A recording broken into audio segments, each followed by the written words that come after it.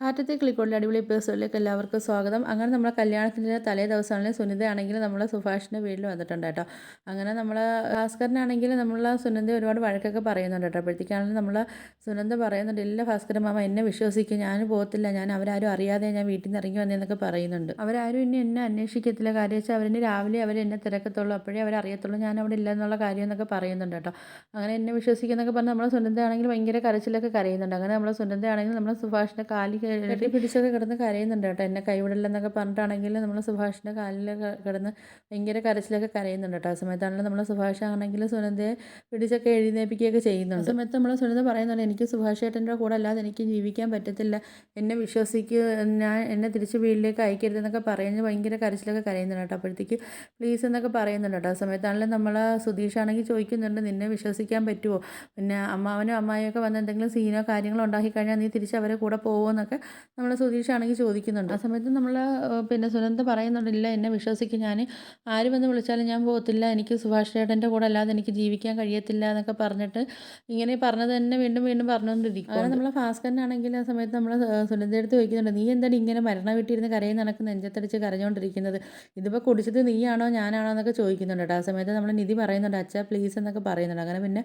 നമ്മൾ ഭാസ്കരനാണെങ്കിൽ പിന്നെ ഒന്നും മിണ്ടാതെയൊക്കെ നിൽക്കും. നമ്മൾ സുനന്ദയാണെങ്കിൽ അവിടെ നിന്നൊക്കെ എന്നിട്ട് നമ്മളെ നിധിയെടുത്ത് ചോദിക്കുന്നുണ്ട്, നിധി നിനക്കെങ്കിലും എന്നെ മനസ്സിലാവത്തില്ലേ എന്നൊക്കെ ചോദിക്കുന്നുണ്ട് കേട്ടോ, നിനക്കെങ്കിലും എന്നെ വിശ്വാസം ഇല്ലേ എന്നൊക്കെ ചോദിക്കുന്നുണ്ട്. നിങ്ങൾ നിർബന്ധിച്ചിട്ട് എന്നെ പറഞ്ഞു വിട്ട് കഴിഞ്ഞാൽ എൻ്റെ കല്യാണം കഴിഞ്ഞ് കഴിഞ്ഞാൽ പിന്നെ നിങ്ങളാരും എന്നെ ജീവനോടെ കാണത്തില്ല എന്നൊക്കെ പറയുന്നുണ്ട്. ആ സമയത്ത് നമ്മൾ സുഭാഷ് ചോദിക്കുന്നുണ്ട്, എന്താ മോളെ നീ പറയുന്നതെന്നൊക്കെ ചോദിക്കുന്നുണ്ട് കേട്ടോ. ആ സമയത്താണ് നമ്മൾ സുനന്ദ പറയുന്നുണ്ട്, സുഭാഷ് ഏട്ടൻ എന്നെ അറിയില്ലേ, കുഞ്ഞുനാൾ തൊട്ടേ എന്നെ സുഭാഷ് ഏട്ടൻ കാണുന്നതല്ലേ, എനിക്ക് എത്രമാത്രം സുഭാഷ് ഏട്ടനെ ഇഷ്ടമാണെന്നുള്ള കാര്യം സുഭാഷ് ഏട്ടൻ അറിയില്ലേ എന്നൊക്കെ ചോദിച്ചിട്ടാണെങ്കിൽ നമ്മൾ സുഭാഷിനെ തോളിലൊക്കെ കിടന്ന് കരയുകയൊക്കെ ചെയ്യുന്നുണ്ട്. അങ്ങനെ സുനിതാണെങ്കിൽ സുഭാഷിൻ്റെ അടുത്ത് ചോദിക്കുന്നുണ്ട്, സുഭാഷ് ഏട്ടാ മറ്റാരേക്കാളും സുഭാഷ് ഏട്ടനാണെങ്കിൽ എന്നെ മനസ്സിലാവത്തില്ലേ എന്നൊക്കെ ചോദിക്കുന്നുണ്ട് കേട്ടോ. അപ്പോഴത്തേക്കാണെങ്കിൽ ഇത് അങ്ങോട്ട് കണ്ടിട്ടാണെങ്കിൽ നമ്മളെ ഭാസ്കരനിക്കാണെങ്കിൽ അത്ര പിടിക്കുന്നൊന്നുമില്ല. പിന്നെ അങ്ങനെ നമ്മൾ സുധീഷാണെങ്കിൽ ചോദിക്കും, ഇപ്പോൾ ഇതിൽ കൂടുതൽ ഇനിയിപ്പോൾ എന്താ വേണമെന്നൊക്കെ ചോദിക്കുന്നുണ്ട്. അപ്പം നമുക്ക് ഇവരെ കല്യാണം അങ്ങ് നടത്താമെന്ന് പറയുന്നുണ്ട് കേട്ടോ. അപ്പോഴത്തേക്ക് നിധി ചോദിക്കുന്നുണ്ട്, കല്യാണമോ, അപ്പോഴത്തേക്ക് സുധീഷ് പറയുന്നത് ആ കല്യാണം തന്നെ, അപ്പോൾ അവരൊക്കെ വന്നു കഴിയുമ്പോഴത്തേക്ക് ചിലപ്പം ഇവളെയും കൂട്ടി അങ്ങ് പോകാനൊക്കെ ചാൻസ് ഉണ്ടെന്നൊക്കെ പറയുന്നുണ്ട് കേട്ടോ. അപ്പോഴത്തേക്ക് നമ്മൾ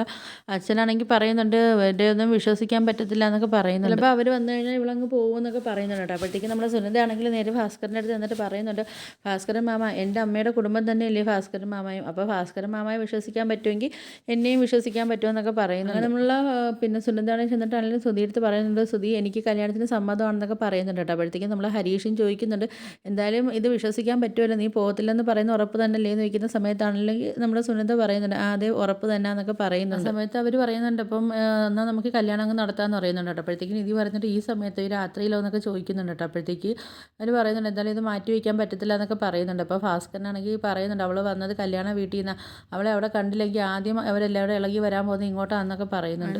നമ്മൾ ഭാസ്കരൻ പറയുന്നുണ്ട്, എന്തെങ്കിലും ചെയ്യുന്നെങ്കിൽ ഇപ്പം തന്നെ ചെയ്യാനൊക്കെ പറയുന്നുണ്ട് കേട്ടോ. അപ്പോഴത്തേക്ക് ഭാസ്കരൻ പറയുന്നുണ്ട്, എൻ്റെ മക്കളെ ആ കഥ അടയ്ക്കുക, എന്തായാലും ഇവരെ കല്യാണം ഇപ്പം നടത്താൻ പോകാമെന്നൊക്കെ പറയുന്നുണ്ട് കേട്ടോ. അപ്പോഴത്തേക്ക് നമ്മുടെ നിധി പറയുന്നുണ്ട്, ഇപ്പോഴോ കല്യാണം എന്ന് പറഞ്ഞാൽ ഒരു പുണ്യമായ കാര്യമല്ലേ എന്നൊക്കെ പറയുകയാണ്. ഏതെങ്കിലും അമ്പലത്തിൽ വെച്ച് നമുക്ക് നടത്തിയാൽ പോരെയെന്ന് ചോദിക്കുന്ന സമയത്താണല്ലോ നമ്മളെ ഭാസ്കരൻ പറയുന്നുണ്ട്, തൂണിലും തുരുമ്പിലൊക്കെ ദൈവം ഉണ്ടെന്നല്ലേ പറയുന്നതെന്നൊക്കെ പറയുന്നുണ്ട് കേട്ടോ.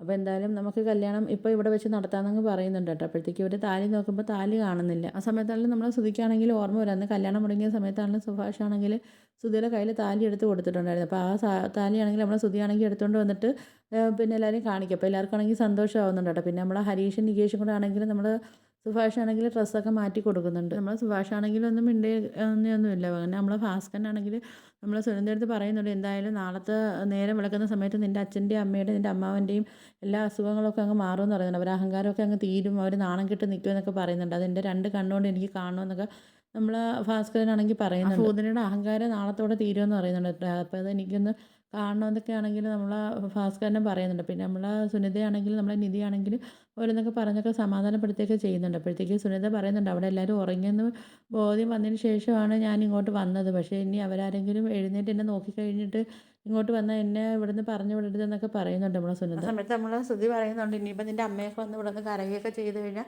നീ അവരോട് പോകാതിരുന്നാൽ മതി എന്നൊക്കെ പറയുന്നുണ്ട് കേട്ടോ. അപ്പോഴത്തേക്കും നമ്മൾ സുനിത പറയുന്നുണ്ട്, ആര് വന്ന് വിളിച്ചാലും ഞാൻ പോകുന്നില്ല എന്നൊക്കെ പറയുന്നുണ്ട്, എനിക്ക് സുഭാഷിനില്ലാതെ പറ്റത്തില്ല എന്നൊക്കെ പറയുന്നുണ്ട് കേട്ടോ. അപ്പോഴത്തേക്ക് സുനിത പറയുന്നുണ്ട്, ഇനി പോലീസ് വന്ന് പറഞ്ഞാലും ശരി തന്നെ, ഞാനാണെങ്കിൽ സുഭാഷേട്ടനോട് ജീവിക്കാനാണ് എനിക്ക് ഇഷ്ടമെന്ന് ഞാൻ അവരത് പറയാമെന്നൊക്കെ പറയും കേട്ടോ. ആ സമയത്ത് നമ്മൾ സുഭാഷിനാണെങ്കിൽ ഒരുക്കിയിട്ടാണെങ്കിൽ അങ്ങോട്ട് കൊണ്ടുവരുന്നുണ്ട് കേട്ടോ. അപ്പോഴത്തേക്കാണെങ്കിൽ നമ്മൾ സുധിയാണെങ്കിൽ സുഭാഷിൻ്റെ കയ്യിൽ താലി എടുത്ത് കൊടുക്കാനൊക്കെ പോകുന്നുണ്ട് കേട്ടോ. അപ്പോഴത്തേക്കും നമ്മൾ ഭാസ്കരൻ പറയുന്നുണ്ട്, എടാ ഇവിടെ കാരണന്മാരിരിക്കുമ്പോൾ നീയാണോ താലി എടുത്ത് കൊടുക്കേണ്ടത്, നീ ആ താലി ഇങ്ങോട്ട് കൊണ്ടുപോകാമെന്നൊക്കെ പറഞ്ഞിട്ട് നമ്മളെ ഭാസ്കരനാണെങ്കിൽ ആ താലി അങ്ങ് വാങ്ങിക്കുന്നുണ്ട് കേട്ടോ. ആ സമയത്താണെങ്കിൽ എല്ലാവരും കൂടെ പിന്നെ പ്രാർത്ഥിക്കാനൊക്കെ വേണ്ടി നിൽക്കുന്നുണ്ട്. ആ സമയത്താണെങ്കിലും നമ്മൾ ഭാസ്കരനാണെങ്കിൽ താലി എടുത്ത് കൈ വെച്ചിട്ട് പറയും, എടീ ഭൂതനെ എന്ന് പറയും കേട്ടോ. സുനിതടുത്ത് പറയും, നിന്നെയല്ല നിൻ്റെ അമ്മയാണെന്ന് പറയും കേട്ടോ. എന്തെങ്കിലും ഒരിക്കൽ ഭാസ്കരനും ഭാസ്കരൻ്റെ മക്കളും ജയിക്കും എന്നൊക്കെ പറയുന്നുണ്ട് കേട്ടോ. അപ്പോഴത്തേക്കും നാളെ നീ അറിയുമെന്നൊക്കെ പറയുന്നുണ്ട് കേട്ടോ. നമ്മൾ ഭാസ്കരനാണെങ്കിൽ എന്നിട്ട് പറയുന്നുണ്ട്, എന്നിട്ട് വേണം നാളെ ആ വീടിൻ്റെ മുറ്റത്തൊന്ന് പോയി നിന്നിട്ട് എനിക്ക് കൈയും കെട്ടിയൊക്കെ അവിടെ നിന്ന് നിൽക്കണം. അപ്പോഴത്തേക്ക് നമ്മൾ ഭാസ്കരൻ പറയുന്നുണ്ട്, കേട്ടിട്ട് തന്നെ എനിക്ക് രോമാഞ്ചം എണീറ്റ് നിൽക്കുന്നതൊക്കെ പറയുന്നുണ്ട് കേട്ടോ. ആ സമയത്താണെങ്കിൽ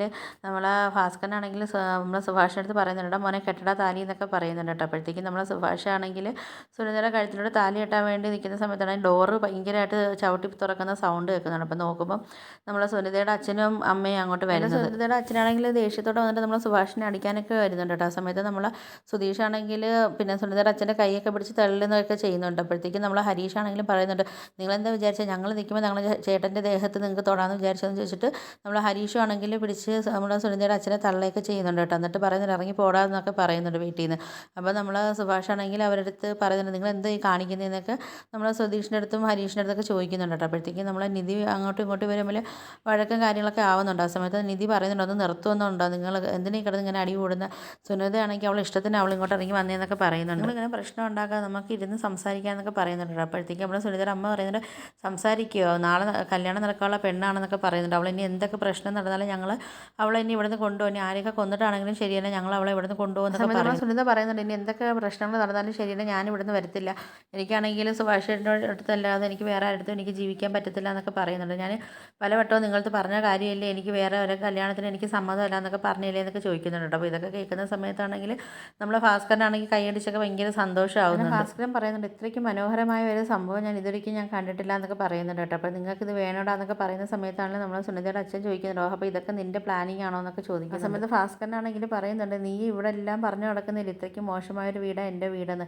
ആ ഒരു വീട്ടിലോട്ടിലൂടെ നിൻ്റെ മോളിൽ രാത്രി കയറി വന്നതെന്നൊക്കെ പറയുന്നത്. ഭാസ്കരൻ പറയുന്നുണ്ട്, എന്തായാലും നിൻ്റെ മുഖത്ത് നോക്കി നിൻ്റെ മോള് പറഞ്ഞല്ലോ നാളെ നടത്താൻ വെച്ചിരിക്കുന്ന കല്യാണം എന്തായാലും നടക്കത്തില്ല എന്ന് പറഞ്ഞല്ലോ എന്നൊക്കെ പറഞ്ഞിട്ട് നമ്മൾ ഭാസ്കരനാണെങ്കിൽ പൊട്ടി ചിരിക്കുകയൊക്കെ ചെയ്യുന്നുണ്ട് കേട്ടോ. അപ്പോൾ ഇതൊക്കെയാണ് വീഡിയോസായിട്ടൊക്കെ വരുന്നത്. അപ്പോൾ നിങ്ങൾക്ക് എൻ്റെ വീഡിയോസൊക്കെ ഇഷ്ടപ്പെടുകയാണെങ്കിൽ ഒന്ന് ലൈക്ക് ചെയ്ത് ഷെയർ ചെയ്ത് സബ്സ്ക്രൈബ് ചെയ്ത് കൊള്ളാം, ബെല്ലൈക്കൺ എനേബിൾ ചെയ്തൊന്ന് ഹൈപ്പ് ചെയ്തൊന്ന് സപ്പോർട്ട് ചെയ്യണേ.